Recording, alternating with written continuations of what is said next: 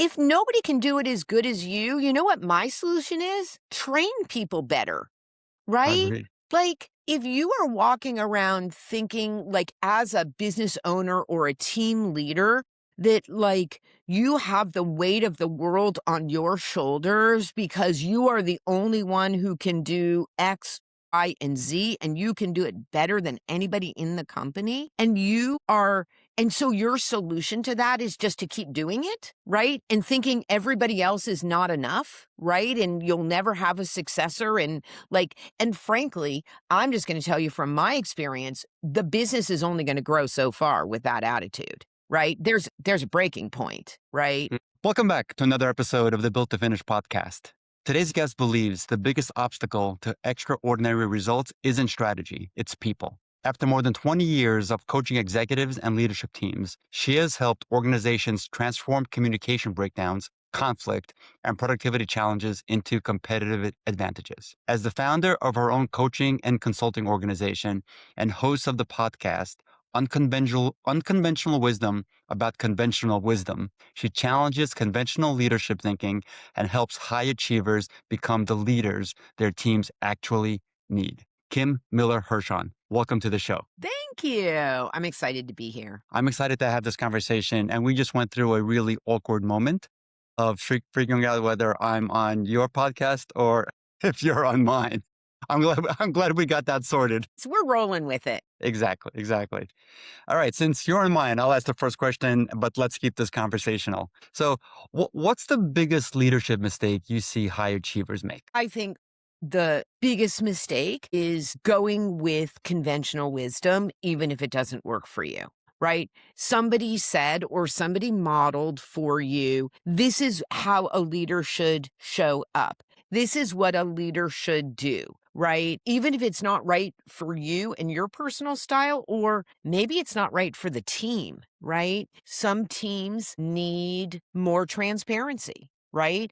They need you to explain to them why, right? Other times, speed is imperative. So you have to build enough trust that if you say go, your team is going to go with you, right? But that only for so long and for so far, right? So So yeah, go go ahead. ahead. So obviously there's some sort of, communication breakdown that occurs. How do you see communication problems becoming, business challenges? Well, I think it's funny, somebody said this to me literally just yesterday. My sales and my marketing team are always in conflict, right? Well, Right? well, a healthy amount of conflict is good, but go ahead. I would agree. I think though, when people are siloed and they see their team or their department's goals as more important than the whole, Hmm. I think that becomes a problem, right? And it's complex, right? I think our tendency is to want to see that leader as being selfish or just like looking out for themselves and so forth. But the reality really is that the way that the company culture may be is that they know if they don't meet their goals and their milestones, their job could be on the line, right? So it's not, I think that's the other thing, Steven, is that it's complex, right? We want to make it simple, but people are very complex human beings. We Really? we don't yeah, yeah, exactly. That's a time to take your glasses off. Exactly, right? So, I think here's the other thing that happens, which is we all, no matter how functional or dysfunctional our behavior may be, we all walk in with our own story, right? We all walk in with interpreting things from our own point of view. And if I could give one piece of very simple advice to everybody is like, what if you assumed good intent, Every right? time. Every time. Like, how would you look at that comment or that behavior if you assumed good intent? If you had the ability to give some grace and or you could at least see the problem from the other person's point of view. Kim, I think that's fantastic advice. And I love this entire concept about stories and how we all have them in our head. Is there any like actionable, is it a mantra? Is it a pre-meeting practice? Is there something specific that people can do to basically create a clean slate for the meeting ahead so that their stories are left at the door? First of all, Stephen, I mean, the most important thing is own your own stuff, right? Like, the good, the bad, the ugly, right? So if you can look at your own stuff without judgment, right? Forget judging other people, right? If you can look at your own stuff and not Yep. judge yourself, right? Okay. So I'm going to give you an example, and I'm not even going to use a client. I'm going to use myself. Okay. So I know that I am very sensitive to feeling dismissed and not listened to. Okay. It's like, it's my story. It's my thing, right? For those of you, if anybody knows like the DISC behavior assessment, Hmm. right?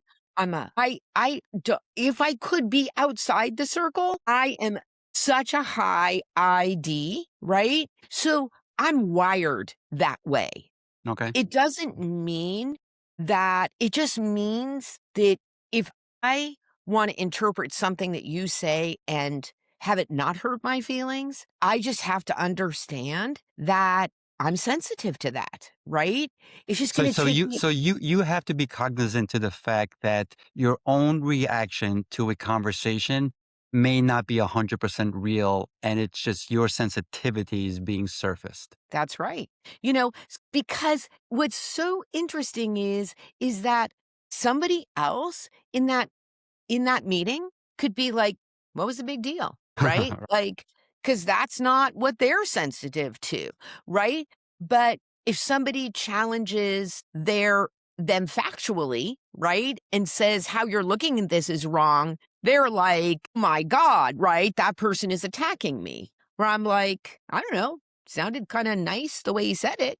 Right. Hmm. Like, Yep. I mean, it didn't really actually sound that challenging to me. But so we bring in our own sensitivity. So number one, you really have to own your own stuff, right? And Agreed. I think the second thing is it's often really helpful to understand who is speaking, right? Because we often take things personally that are not about us and are really just about how that other person is showing up, right? To that meeting, to that situation, right? They have their own triggers and their own story. So when I talk about grace, listen, I do not want to be misunderstood here. There's a line, right? And I don't care if you had a bad day or whatever story you're carrying, right? You're disrespectful to people, you're name calling, you're just mean, like, that's never acceptable, right? It's just not okay. But in the realm of people who just irritate you, right? Like, the other thing is too, is that, like, one of the things that I teach is how to have productive conflict, right? So yeah, How super important. right, like, how If you to can get past the conflict and just really deal with the issue at hand, it's a that's right. totally different conversation. Right, and so and here's what people misunderstand. They think that it's some God-given talent. It is a skill that is learned, right? Hmm. And so it's important to have the conversation in the room. The most dangerous thing for a team is people think it's about having conflict at the table. You know what's more deadly than that? Everybody sits around the table and they're all super nice to each other, and the conversation never really happens. The decisions are not made at the table. The issues are not fleshed out, and then the conversations happen in twos, Right, quote unquote. and then the passive aggressiveness comes out, That's right. and there's just it's such a barrier to productivity. It's unreal. It's actually incredibly expensive to organizations for this to occur. Exactly. Right. And expensive because the best decision is not being made. Expensive because you don't have buy-in from key stakeholders. Even if you have it on the surface, you don't necessarily have it internally, right? Right. And probably the worst part is, again, sort of that everybody is agreeing, but not really agreeing. So I I agree that happens, and I've seen that happen. Instead of the fake buy-in, which is the head nodding, followed by the passive aggressiveness, followed by the just two-person conversations outside the conference room. How do leaders earn real buy-in? Mhm. So I think by creating a space where everybody is not just, it's not just the person who is the loudest or who jumps in. It's the leader who actually facilitates, making sure that everybody in the room is actually had their say Hmm. and their piece, not giving their opinion in the beginning, just being able to be quiet, ask good questions, and acknowledge what people are saying. Say, in a respectful way, saying it back to them. So this is your, do I have this right? Right? This is what your point of view is. Do I have that right? Right? Repeating that. And then saying, I've heard everybody, because listen, you know what? Businesses are not a democracy, right? And so it's really important that the context is I am going to take everybody's input, and then whoever the decision, either I'm going to make the decision or the executive team is going to make the decision, but I want everybody's input, right? So Hmm. that's a huge, Stephen, that's a huge mistake when people misunderstand input for decision making power, Misunderstanding right? input for decision making. Yep. That's right. Because I asked you, you now think you get to make the decision, or that that I'm taking everybody's point of view in consideration, and then whoever the decision makers are going to make the decision, right? And I think being clear about the decision making process is what good leaders do to get consensus. I think the other thing is this is a huge mistake that I see all the time. I say, okay, Steven, this is the decision. Let's go. In, you say sure. And then I assume that that means, or I just say it and then nobody says no. So I just assume that everybody's bought in, right? Without actually checking for understanding. This also comes up, by the way, in delegation. Hmm. When you delegate to somebody and you're like, okay, got it. And they're like, yep, I got it. And then it comes back to you and it's not at all what you wanted. And what is fascinating about that is, What's the root cause of that, you think? so that is exactly what I was just going to say. It's the manager's problem, but that's not how they see it, right? They're like, I was so clear. I gave this to you. You said you understood. Like, how come you didn't deliver what I wanted? Hmm. Well, here's the thing. Tip, you give something to somebody, and here's what you need to say. In order to make sure that we're on the same page, just tell me what you heard. Like, what are you going to do? Like, what's your part of this? Right? Regurgitate it to me. Yep. Right. And you have to say it right. Listen, don't be patronizing, right? Don't just say, tell me what you heard, but like to make sure we're all on the same page. Like, I want you to succeed. You could fall Tell on your own me. sword saying, I may not have communicated this clearly. Please That's right. help Exactly. me understand what I think I just told you. That's right, exactly. Whatever it is, right? The other thing is too, is that, there actually are good things to delegate and things that are not actually appropriate to delegate. And so, that has to be one of criteria. Here's one of the things I don't think that people think through. What is the cost of failure? Hmm. Right? Is there enough time for this person to make a mistake and for it to be rectified before the deadline? Right? If if a leader gets into that sort of analysis, isn't there an opportunity for analysis paralysis, which will prevent him or her from properly delegating as much as they possibly could? Well, I don't think, maybe, right, depending on who it is. But I think on the other side of that is, really understanding what it is that you're trying to accomplish, right?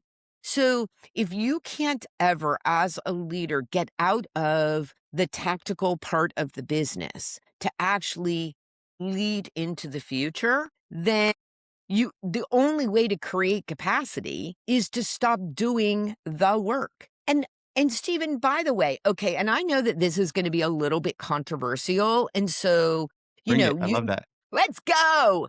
Which is that so while I recognize that if you have technical expertise, you and more years, you may in fact be better at whatever the thing is than other people. But there is something that just grates on my nerves of leaders saying, well, but I could do it better myself.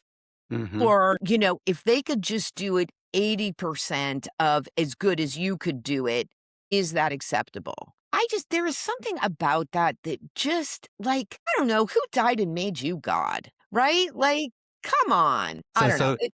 so, so Go ahead. you're saying the folks that think that the 80% benchmark is not enough? Or No, here's the thing. Like, if nobody can do it as good as you know what my solution is? Train people better.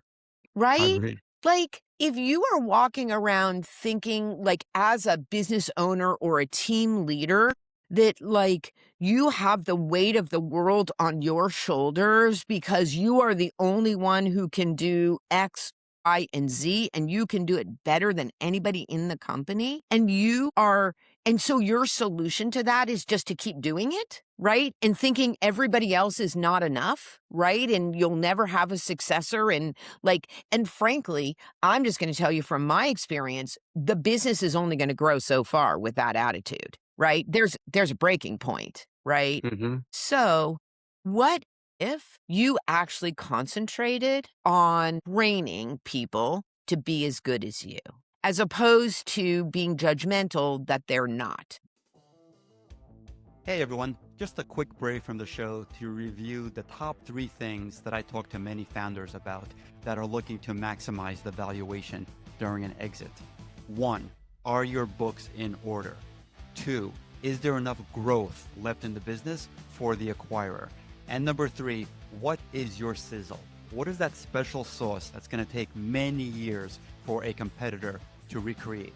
If you have those 3, you're definitely going to be maximizing your valuation upon exit. Now back to the show. I don't know. That's great advice. And I think what you're defining is really a transformational leader versus someone that, may still be accomplished, but is definitely doing it the hard way. Like That's right. what do you think separates, one from the other? Like what separates a, accomplished leader from a truly transformational one? I'm gonna say the first thing that popped into my mind might not be the right answer, but the first thing that popped in my mind is ego. You know, I think whether you're so this is see, Stephen, this is interesting. Whether your experience of the person is they're conceited or they're very full of themselves, or again, the more subtle thing is they got where they are because they are go-getters, because they are problem solvers, because Hmm. actually they are really good at what they do. Here's the thing though, there is an inflection point that it's being smart enough to understand that what got you there is not what is going to get you further. And really, at the end of the day, what the business needs from you is, what Dan Sullivan calls like your zone of genius, right? Yeah. Yep. Right? They need from you the thing that you can't hire in, Hmm. right? But if you think that all the pieces need you, it's just not. It's just not the case. And not everything needs to be done the way you do it, right? So we mistake expertise for it has to be like the right way is my way. Yeah, I mean that's really unfortunate. And I talk to a lot of business founders. In the ownership world, we call that founder dependency. If a That's right. business has a high degree of founder dependency, then their valuation isn't going to be as strong as a similar business that does not have founder dependency. But the same can be said for teams, right? If if a team leader, manager, director, what have you, has that type of mentality, they're definitely nowhere near as efficient. Absolutely. It's really interesting. Like, I'm going through an exercise actually right now with my team about like let's get curious, right? Let's get Hmm. curious about ourselves. Like, of the projects that you've taken on this year, what's worked? What hasn't worked? What's your evaluation of either why it worked or why it didn't work, right? And then, like, what do you want to be held accountable to moving forward, right? And I think it's such a if you create a space where people can make mistakes, right? And then you give them the space to solve it, right? Without judgment, then you're just stronger, right? Now, creating a space of accountability without fear is priceless. That's And right. actually encouraging mistakes, I think, is something a lot of leaders don't do enough of because it'll just give somebody the freedom to, think outside the box and not fear about making a mistake. Right. I agree. And, I read, gosh, and I apologize. I can't think of who wrote the book, but she told the story. And she told it as an affirmation story. I'm going to say that it's an affirmation story plus a word of caution. She told the story of Shonda Rhimes, who is clearly incredibly busy, right? Because she's not just producing, she's also writing. And so her rule is you can't come to her with a problem unless you've got a solution, right? Seems pretty Okay, logical. right. Here, though, Stephen, I think is the cautionary part of it. It's a yes and because sometimes you see a problem or a challenge that you truly do not know how to fix. Hmm. But if the only thing that you say to people is, "You can only come to me as the leader if you can find a solution," for those things that need collaboration and really don't like, here's the thing, maybe what you could say is, like, "You come to me with a solution or you come to me with a process where you're with who you need to bring in, right, in order to figure out the solution." Right? But I think this idea that you can only come with a solution works most of the time. And then sometimes it really thwarts the ability for somebody to come and say, I don't know how to solve this, but it is a problem. Hmm. Right? Especially, it's interesting, where that comes up a lot is something that I observe that's not in my department, right? I don't really have influence over it, but I can see it. Hmm. Right? That's an example of where you might be really, creating an unnecessary problem, right? Yeah, I mean, a client of mine just did something really interesting. I mean, he's really trying hard and successfully implementing a culture of ownership, and it's a 140 employee company approximately. And he's like, I don't care what role you have. When you walk in every single day, put yourself in the owner's shoes, and if you see something that deserves ownership attention, whether it's completely outside your area of responsibility, bring it up to somebody. And him and his team are really enforcing this, across the board. And it seems to be working. I love that. That's brilliant, right? And also too, right? Because not only are you solving for things, but you are basically telling everybody in this company is a leader, right? Like everybody has a voice, and that is such a powerful Yeah. tool, right? Especially if you listen to those voices and actually you take action based on That's the right. information. I mean, that type of activity, spreads like wildfire in an organization. That's right. Well, My and I God, think the owner actually listened to me. Wow. right. And I think again, you hit on really the most important thing, which is if you say it and it's really, and you really don't mean it, right? You really are just saying It's it. worse than not even saying it at all. That's right, exactly. But I think you're exactly right. Like, if you actually listen and take action on the things that people are giving feedback on, or if you're not going to take action on it, right? I think you just communicate that, right? As opposed to, like, I'm not going to take action on this right now, and this is why, right? Versus just ignoring it. Exactly. Great advice. Great advice. So, Yeah. switching gears real quick, what have you learned from hosting your own podcast? Whew, what a great question. So, I think the biggest surprise is how fun it is. So, I know that sounds right. Like I'm super extroverted, and you would think, oh, like talking to people, how fun. But I will say that before I started unconventional wisdom about conventional wisdom, I started recording a podcast that Hmm. has never seen the light of day, thank God. Um, I wish some of my earlier episodes never saw the light of day. and I think what I found was there is truly an art to hosting, right? And I don't think I had enough like focus or whatever it was. I don't know. Basically, I sucked. Let's just say, right? Like You call a you you spade a needed spade. reps. You needed Right. to get some laps in. Well, and and what I really, which I think is what you're doing, which is there has to be some value to the listener, right? Absolutely. And so I think when I listened back to those episodes, I was like, why would anybody want to listen to this conversation? So I think part of it is how surprising it is, like how much fun I'm having doing it. I think the second thing is like it's amazing to connect with like such incredible people who I would never know, right? Like our paths would never cross. And Stephen, I have to tell you, literally, I kid you not, today, I made a plan with a podcast guest that so I'm United States based. I'm in the San Francisco Bay Area, right?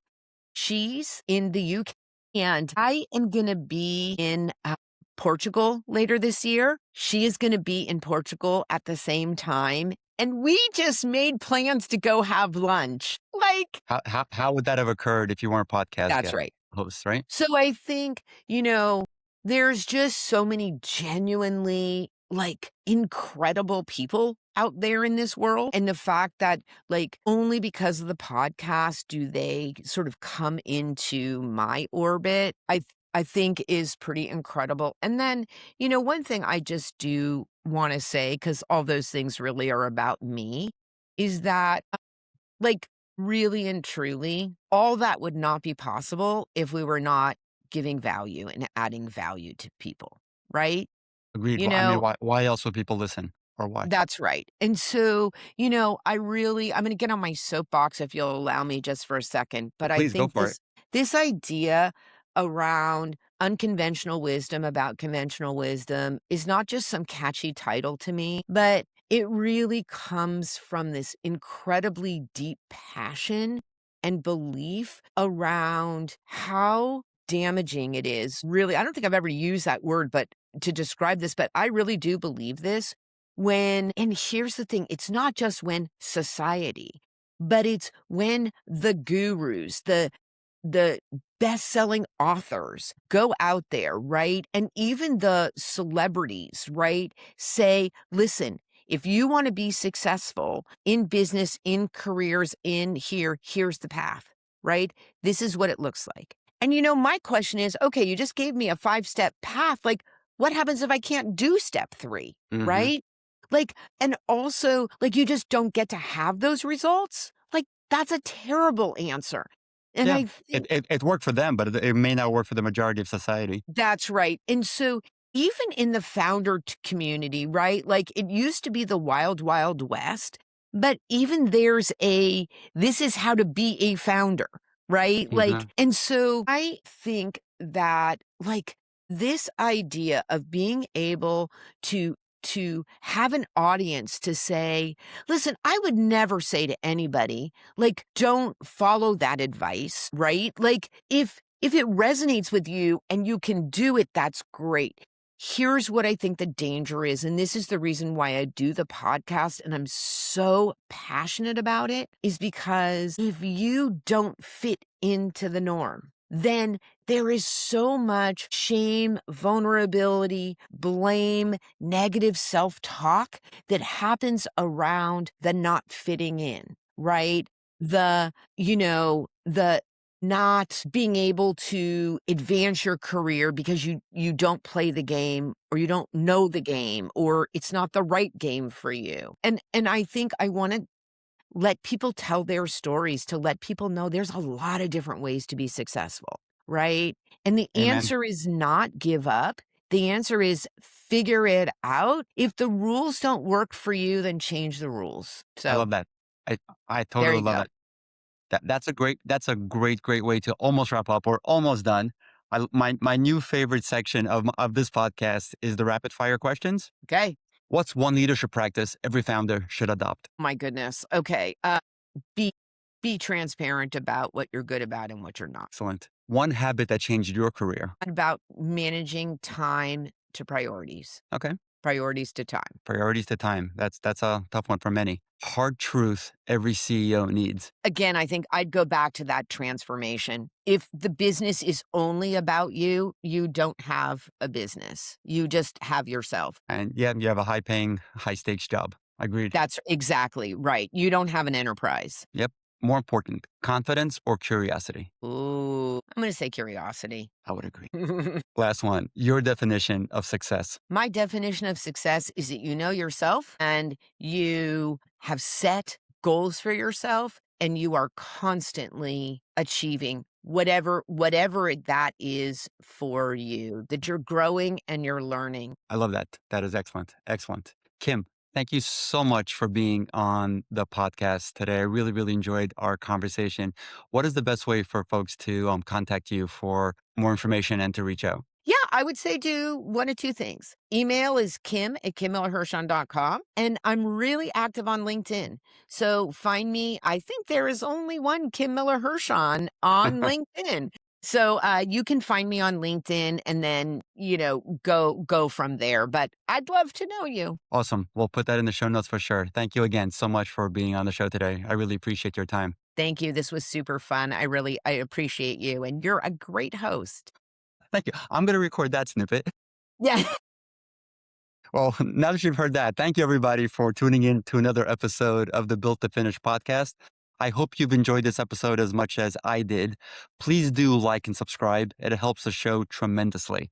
And we'll see you on the next one. Take care. That's a wrap for this episode of Built to Finish. Thank you for tuning in. For show notes and more details, head over to podcast.stevenpivnik.com. Special thank you to our sponsor, Accresis, offering tailored, high-impact advisory services that help founders get to their finish line with a strategic acquisition or majority investor recapitalization. Catch you next week.